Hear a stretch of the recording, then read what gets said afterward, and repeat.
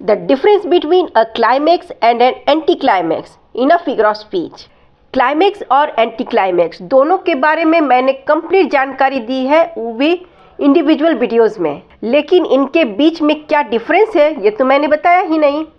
तो चलो जानते हैं इनके बीच का difference. But before then as usual, नमस्ते, मैं हूँ शुभलक्ष्मी गोस्वामी और मेरे चैनल इंटीमेट व्यू पॉइंट में आपका स्वागत है।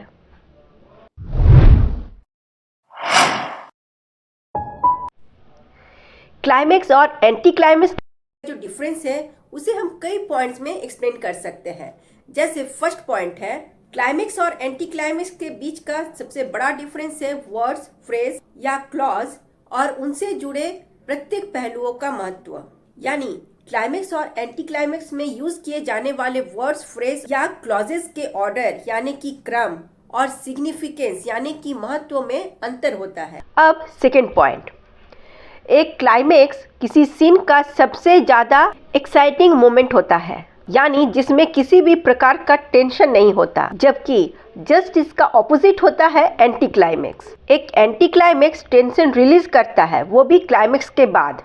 अब आते हैं थर्ड पॉइंट में, एक क्लाइमेक्स में टेंशन बिल्डअप होता है। ये पॉइंट है ये नोट करने वाली है, क्योंकि इसके पहले वाले पॉइंट में मैंने बताया कि क्लाइमेक्स में टेंशन नहीं होता, हाँ, लेकिन टेंशन बिल्डअप होता है और उसके हाईएस्ट पीक में पहुंचता है, जबकि एंटी क्लाइमेक्स टेंशन को तुरंत कट ऑफ कर देता है और एक सेटायर, रिडिकुलस या ह्यूमरस इफेक्ट प्रोवाइड करता है।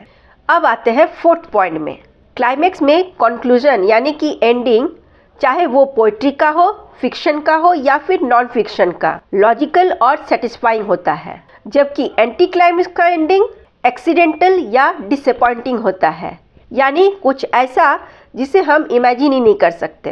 अब फिफ्थ और लास्ट पॉइंट, क्लाइमेक्स का कोई फॉर्म नहीं होता, जबकि एंटी क्लाइमेक्स दो अलग अलग तरीकों से प्रेजेंट किए जाते हैं। तो ये थी क्लाइमेक्स और एंटी क्लाइमेक्स के बीच का डिफरेंस। आई होप कि आप समझ चुके हो, right? Then let's meet again in the next video with a new topic. Till then, bye.